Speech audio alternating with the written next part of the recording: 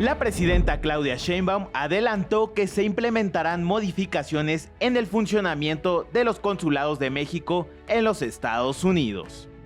Titular de la Secretaría de Relaciones Exteriores se reúne con 162 representantes de mexicanos en el exterior. Parlamento alemán aprueba nuevas medidas contra migrantes y refugiados. Gobierno de Polonia cerrará frontera oriental y suspenderá temporalmente el derecho al asilo. Yo soy Emerson Segura y esto es TV Migrante Informa.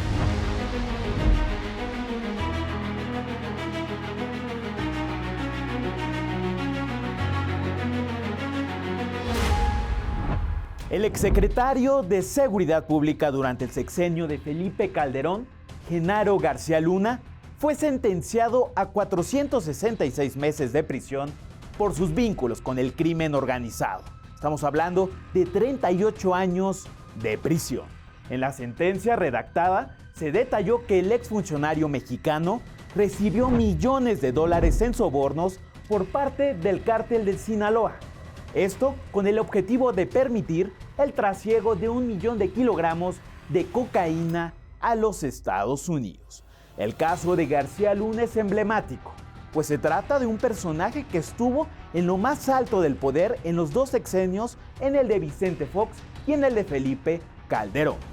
Uno de los episodios más estremecedores de este periodo fue la masacre de San Fernando, ocurrida en el estado de Tamaulipas. En agosto de 2010, 72 migrantes fueron secuestrados y asesinados por el cártel de los Zetas.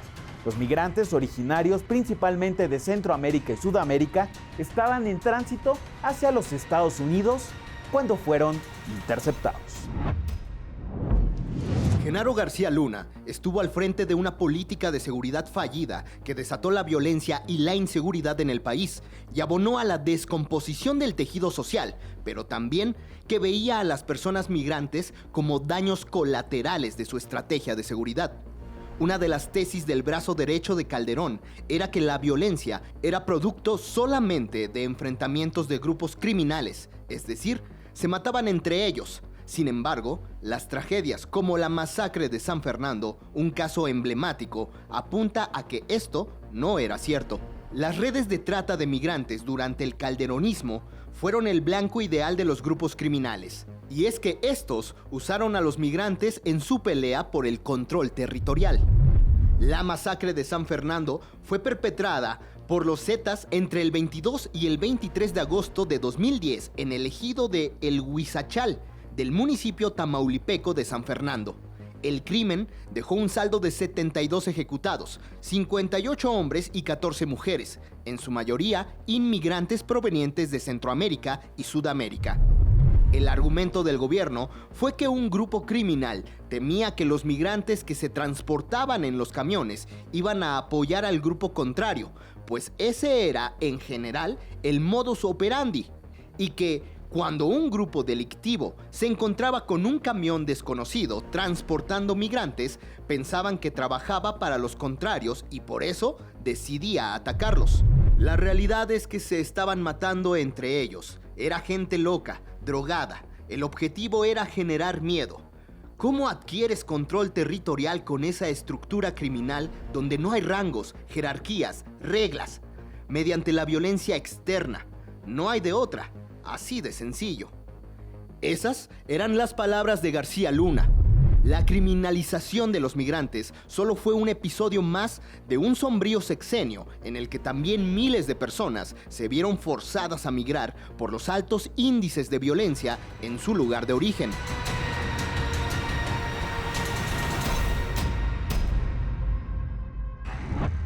Nos vamos con más información. Ante el inicio del nuevo gobierno que encabeza la presidenta Claudia Sheinbaum Pardo, organizaciones defensoras de los derechos de los migrantes presentaron una agenda migratoria y de asilo para avanzar hacia la transformación de la política actual. Frente a este panorama, el Grupo de Trabajo sobre Política Migratoria, el Instituto para las Mujeres en la Migración, la organización Al Otro Lado, Asylum Access, entre otras, dieron a conocer una agenda con 11 ejes enfocados en temas de seguridad humana y de la garantía de los derechos humanos de este sector poblacional. Asimismo, consideraron que es un buen guiño que Sergio Salomón, exgobernador de Puebla, nombrado por Claudia Sheinbaum como próximo titular del Instituto Nacional de Migración, no tenga un perfil militar o vinculado al tema de seguridad pública. Asimismo, en este evento se refirió que en 2023 al menos 140,000 personas presentaron una solicitud de asilo en México. A menos de 20 días de la elección en los Estados Unidos, tanto la candidata demócrata Kamala Harris como Donald Trump buscan diversas estrategias que les permitan persuadir a cada vez más votantes, uno de ellos el sector latino. Vamos a ver de qué manera lo han hecho y cuáles han sido las reacciones. En busca por el voto latino, la campaña de la candidata del Partido Demócrata en un evento en el sur de Florida alertó a los votantes hispanos de los riesgos de un segundo mandato del expresidente Donald Trump, y lo hizo a través de testimonios de menores migrantes que fueron separados de sus padres durante el gobierno del republicano. Kamala Harris también lanzó un spot titulado Trabajar duro, dirigido a las familias de los estados clave. Arizona families know all about hard work. I was raised by a working mother. That'll teach you about hard work too. But as your president, I'll work for you. Because I believe all our families deserve a chance, not just to get by, but to get ahead. My presidency will not be a continuation of Joe Biden's presidency. And like every new president that comes into office, I will bring my life experiences, my professional experiences, and fresh and new ideas. Let's all be honest about that. I have no pride in saying that this is a perfect immigration system. I've been clear, I think we all are. Del lado republicano, el multimillonario Elon Musk donó $75 millones más a la campaña presidencial del expresidente Donald Trump, monto que se suma a sus aportaciones de $15 millones en julio, 30 millones en agosto y otros 30 millones en septiembre. En tanto, en Georgia, Trump aprovechó para llamar a sus simpatizantes a votar por él. We want a landslide that's too big, too big. We can't let anything happen. Early voting is underway. Get everyone out. Get everyone you know. Just get them all out to vote. En Atlanta, y fiel a su costumbre, el expresidente lanzó un duro mensaje contra los migrantes. For 4 straight years, Kamala has imported an army of illegal alien gang members and migrant criminals from prisons and jails and insane asylums and the worst mental institutions anywhere in the world, not South America, all over the world. They come from Venezuela, they come from the Congo in Africa. When I win on November 5th, the migrant invasion ends. En medio de esta campaña contra los migrantes, artistas latinos se unieron en contra de la postura antilatina del expresidente y a través de un video exhibieron el acoso y violencia que han vivido los migrantes hispanos. God bless you. God bless you. Canal 14. En un foro con la comunidad latina, Donald Trump, el candidato republicano, recibió diversas preguntas por parte de este sector, donde no dudó en arremeter contra ellos. Vamos a ver.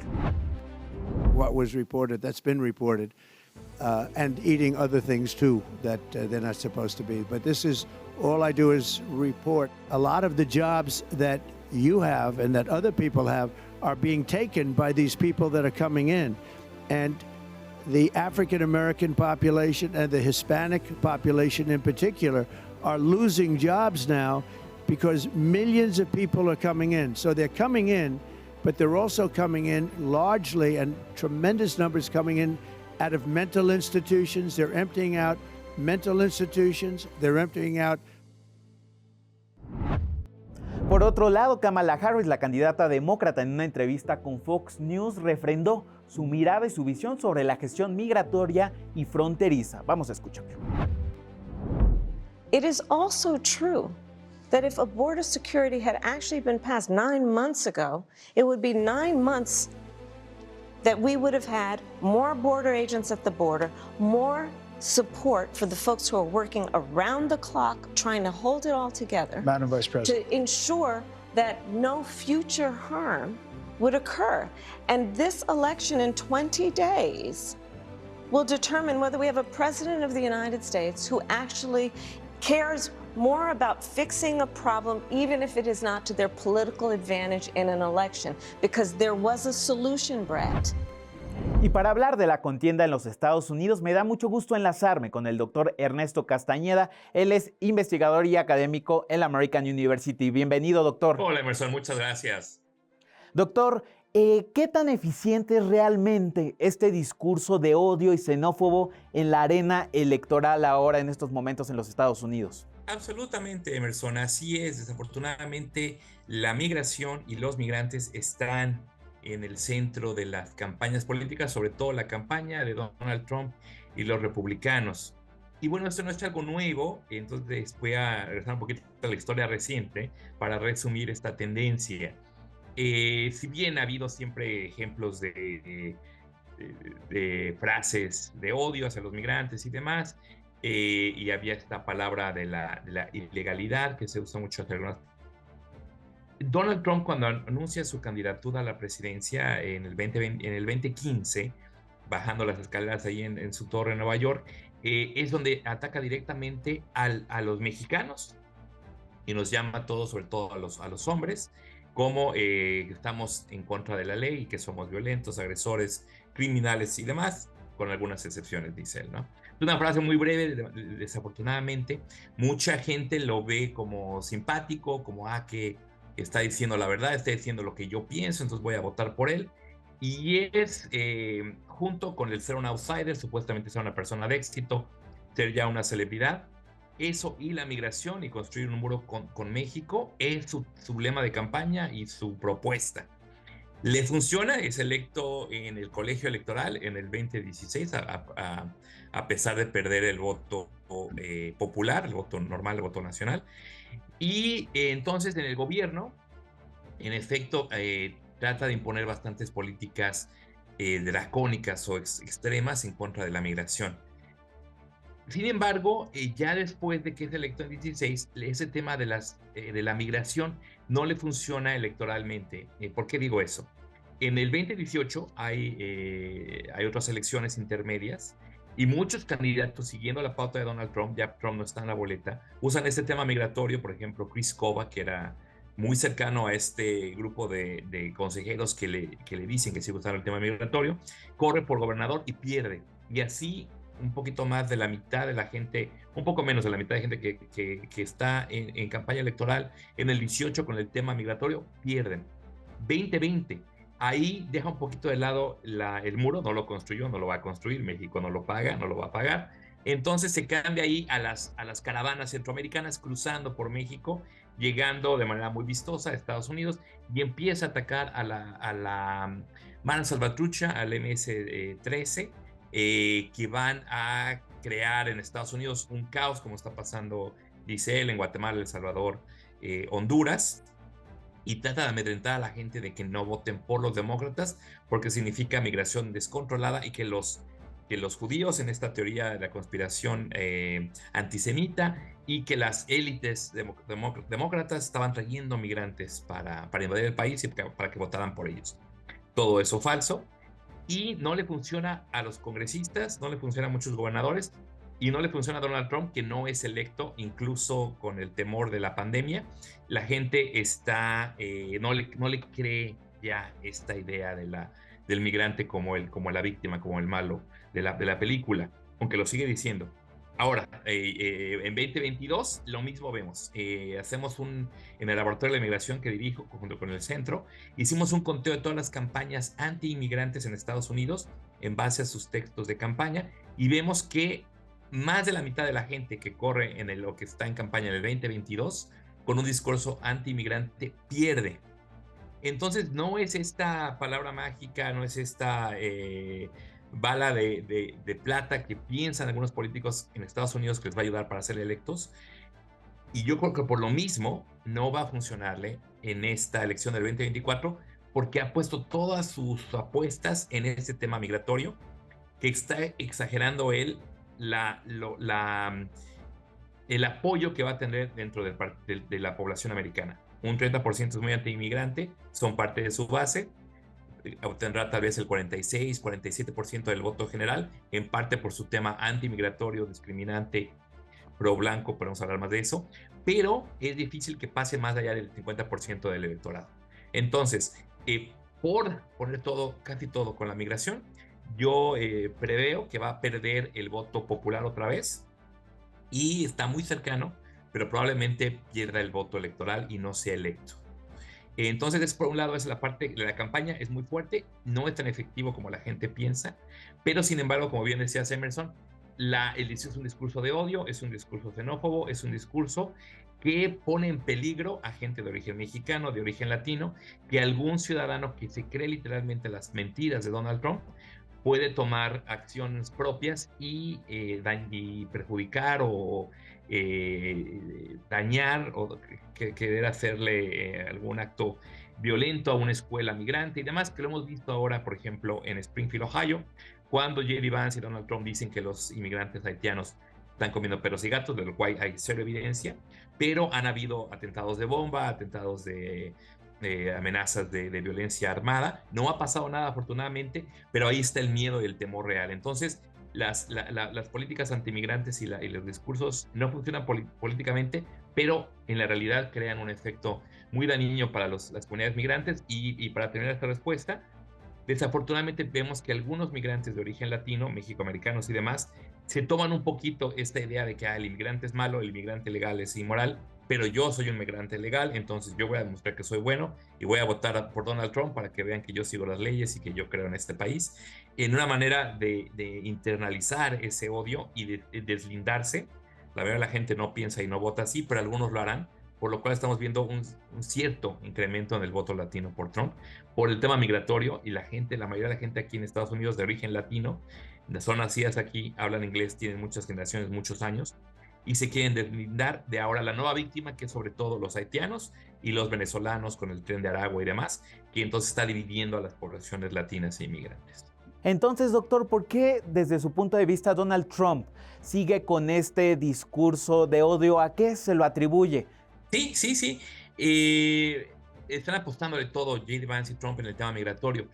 No ha sido redituable, pero parece en cierto lado que no se han dado cuenta o no lo quieren creer, que les ha costado elecciones en el pasado, porque funciona muy bien con la base. Cuando tienen los rallies o los eventos en persona y hablan de culpar de todo a la migración, han culpado de la violencia de armas en las escuelas a los migrantes en el debate vicepresidencial. Ahora está en culpa el otro tema, digamos, de preocupación es la inflación, la economía, que supuestamente está mal, a nivel macro está muy bien, a nivel micro sí hay ciertos problemas que Trump no arreglaría, y más que decir cómo lo arreglaría, le están echando otra vez la culpa a los migrantes, que están subiendo el costo de la vivienda porque tienen que vivir en algún lado y demás, sin ver que también los migrantes son consumidores, trabajan en el sector de la construcción y demás. Entonces le están apostando a esto porque no tienen un plan de gobierno popular. En comparación con el 2016 y 2020, tienen ahora el plan 2025, el proyecto que Trump dice que no es para él, pero bueno, todo el mundo que lo escribió eran muy cercanos a él y dicen que lo están escribiendo para Donald Trump una vez que esté de regreso en la Casa Blanca. Y son cosas muy lo opuesto a popular, o sea, a que la gente le agrade. Varios ejemplos, aparte de la deportación masiva y temas de migración muy exagerados, hay temas como quitar el Departamento de Educación, lo que significaría que las escuelas públicas tendrían que financiarse localmente y ya no había apoyo federal para la educación pública. Muchas cosas de muchos tipos, ¿no? Claro, una prohibición completa del aborto, incluso cuando la mujer quiere tener bebé pero está enferma y moriría por el aborto, es parte del proyecto, y cosas muy culturales como por ejemplo prohibir la pornografía, cosas así, que mucha gente que vota por Trump no está de acuerdo, entonces no quieren discutir esas políticas públicas extremas que tienen, y un plan de gobierno nuevo, diferente, no está pensado por Trump y su campaña, y entonces están otra vez apostando que el miedo al inmigrante haga que algunas mujeres suburbanas que tal vez votarían demócrata por el tema del aborto, si las amedrentan de que vienen los migrantes a atacar tu suburbio, pudieran otra vez votar el republicano, como lo hicieron en las elecciones pasadas, que algunos minorías distinguirse de los nuevos migrantes, que está funcionando desafortunadamente, y poniéndole miedo a la gente que tiene menos educación universitaria, de que los inmigrantes son competencia contra ellos y de que son parte de una conspiración más grande de las élites y la gente educada de querer suplantar a la clase blanca.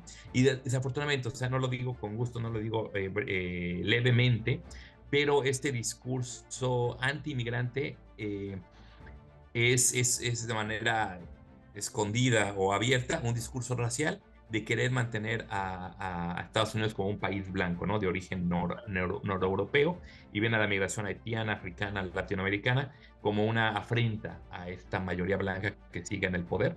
Y para alguna minoría, un 30-40% del electorado americano, les suena correcto o atractivo, pero a la mayoría no. La mayoría entiende que no importa qué religión tenga, qué origen tenga, qué mezcla tenga, pues uno puede ser americano y contribuir al país.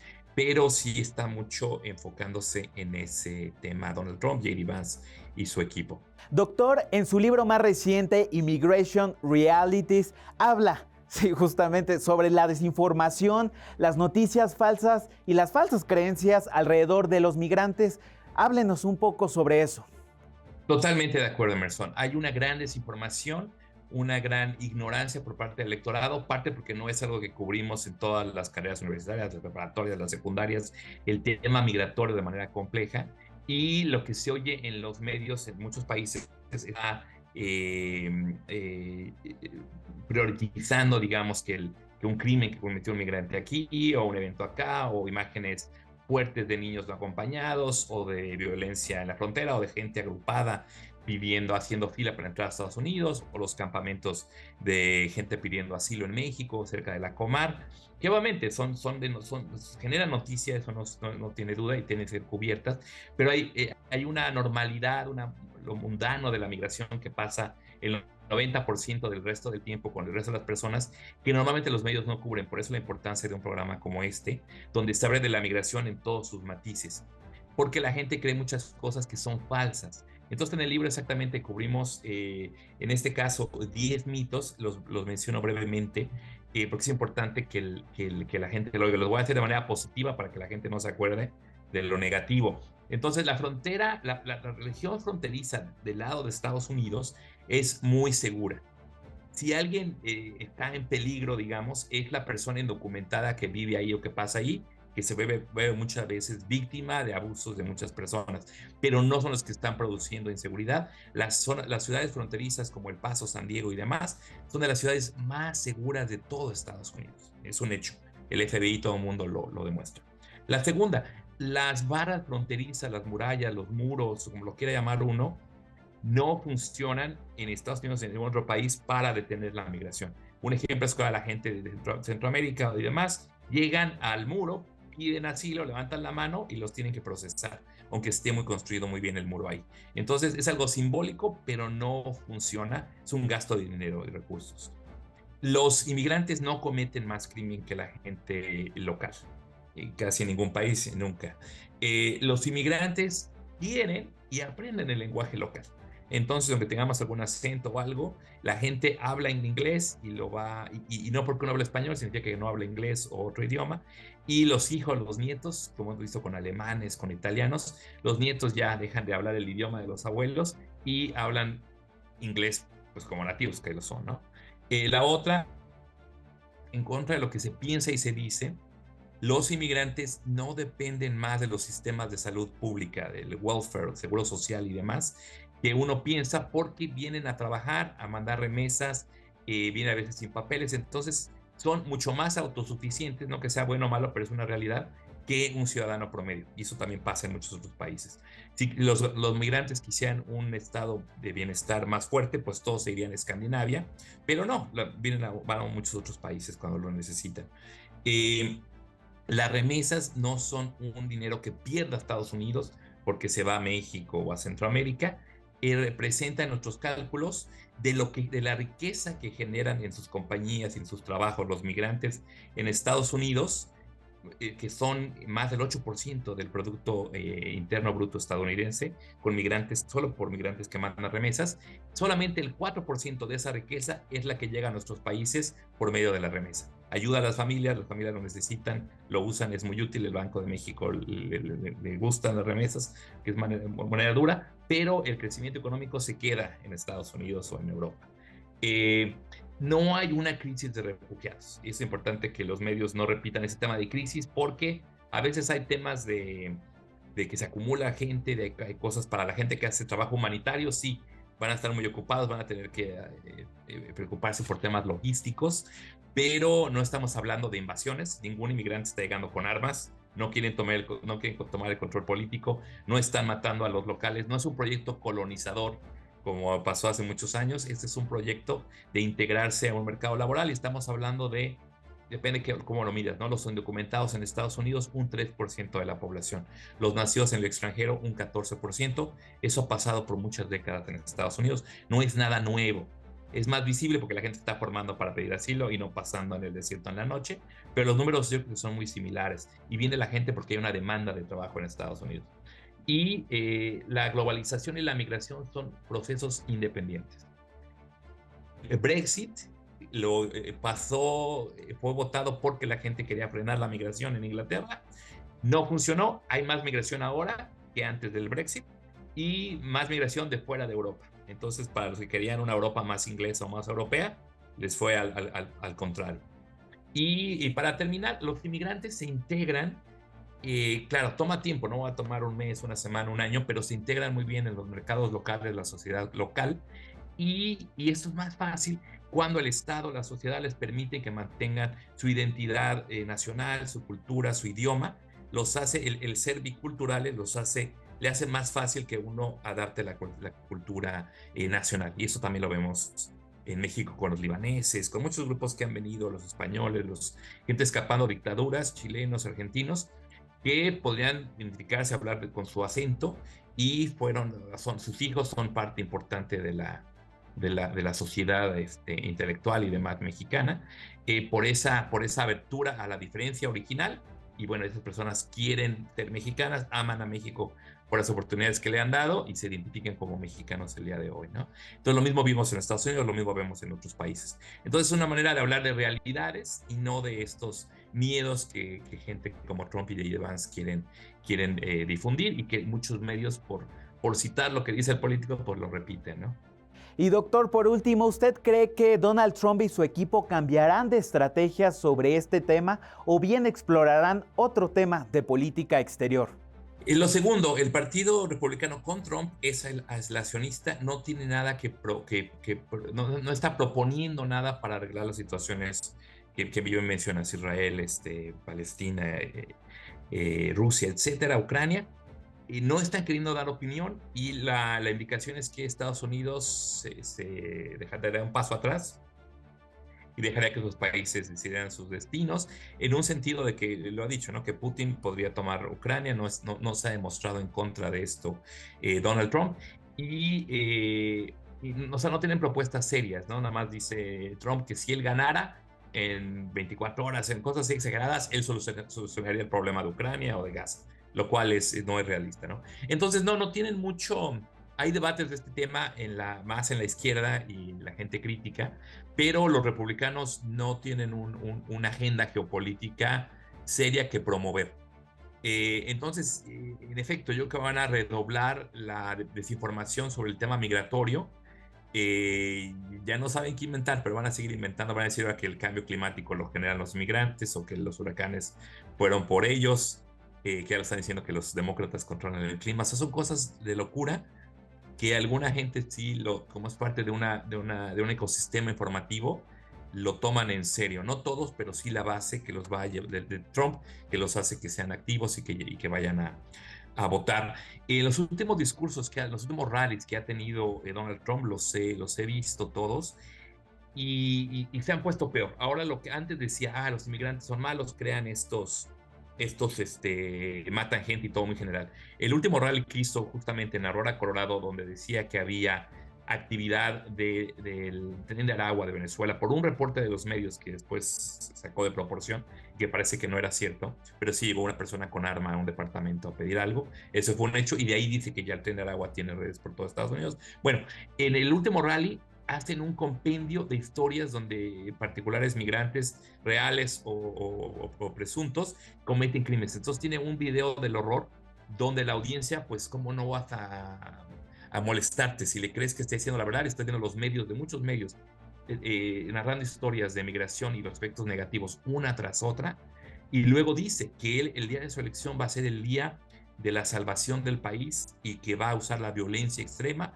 para limpiar el país. O sea, no por exagerar, pero ya por fin algunos medios serios en Estados Unidos están hablando de que esto nos recuerda a los discursos de fascistas de Hitler y algo, de una limpieza étnica, y ahora está hablando, los últimos par de días, mediados de octubre, de que también el problema es un problema interno y que son las élites y la izquierda radical, que es un problema y que no estaría él en contra de usar la policía, la Guardia Nacional, el ejército, que es algo que no se da dentro de Estados Unidos, para remover inmigrantes en la deportación masiva que promete, pero ahora también está diciendo que para mover gente de izquierda, es decir, gente que no esté de acuerdo con él y gente que ha hablado en contra de su candidatura, lo cual, de nuevo, nos recuerda a dictaduras y regímenes no democráticos. Entonces, muy peligroso ahorita el discurso que está dando Donald Trump en su campaña y sigue centrando en la migración. Muchas gracias, doctor, por estar aquí en TV Migrante Informa. Claro que sí, Emerson, muchas gracias a ti. El espacio Schengen en la Unión Europea es considerado como uno de los logros del proyecto de integración europeo, siendo el espacio más grande libre de tránsito. Hoy está en riesgo por una propuesta de la conservadora Ursula von der Leyen que busca abrir centros de deportación de migración fuera de la Unión Europea. Vamos a ver.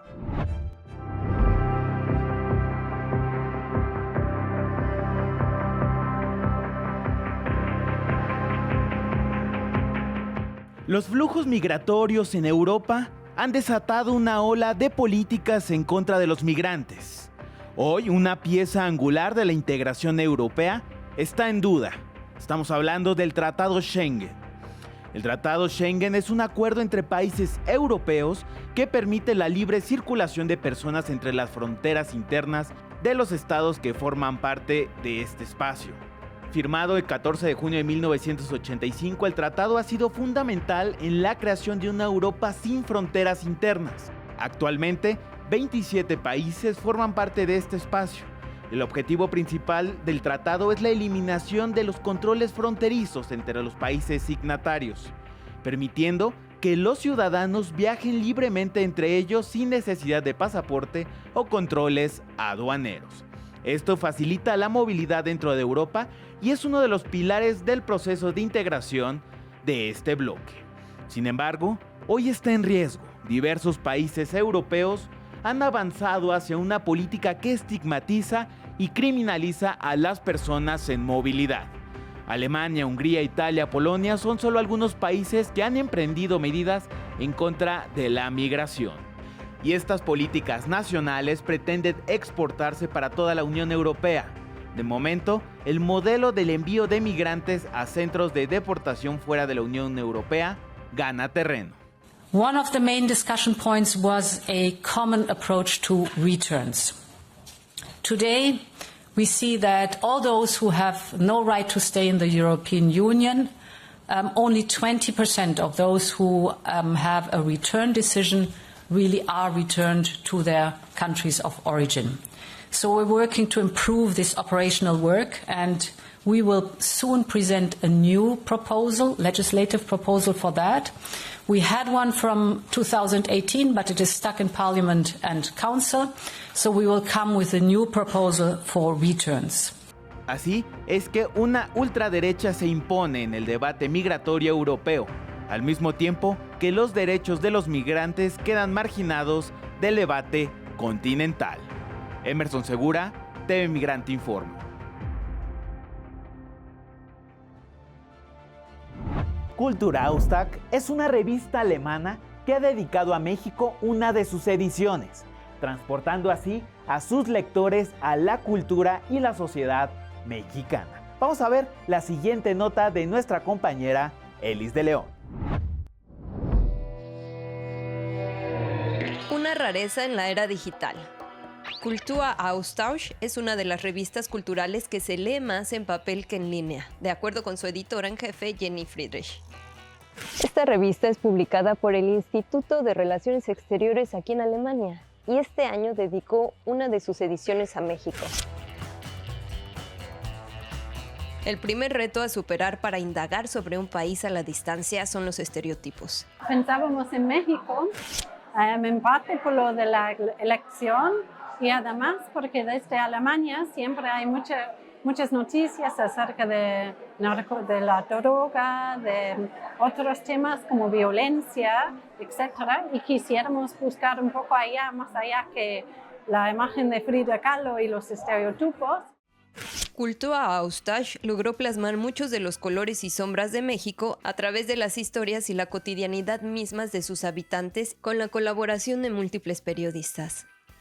A través de esos periodistas logramos conseguir a una gente muy interesante, incluyendo a Paula Monaco, que estuvo, de día y noche cubriendo la elección allá, y para nosotros trabajó también.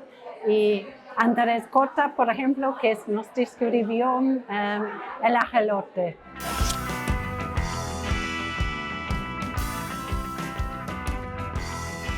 Yaotzin es un periodista mexicano, vive en Alemania desde hace 2 décadas y además de colaborar para esta edición con una primer ruta temática de acercamiento a México, él mismo logró recorrer el país a través de las historias ahí recolectadas. Me gustó mucho el artículo sobre políticas de transporte. Suena muy formal y muy pesado así, pero en realidad es el trayecto de una mujer de 65 años que se sube a un pecero y por las paradas y los costos y la música que tiene que vivir para contar que no hay un sistema de transporte público organizado en la Ciudad de México, pero que de alguna forma es caótico, pero funciona, pero funcional. Paulina Sotomayor en la portada es una cantante, compositora y DJ mexicana. El recorrido por su playlist convive en la revista con el texto de Mateo García Elizondo sobre el trayecto de la señora Olga desde San Francisco a Cuautla hasta el sur de la Ciudad de México. La hazaña de preparar un buen mole contada por Luisa Reyes Retana y la de manifestarse en el lienzo urbano, los muros y los edificios del país de Cintia Arvide. Desde Alemania, Elis de León. Muchas gracias por estar en este programa de TV Migrante Informa. Yo soy Emerson Segura y no se pierdan todo nuestro contenido en la plataforma de los medios públicos MX Plus, Altavoz Radio y desde luego en Canal 14. Hasta la próxima.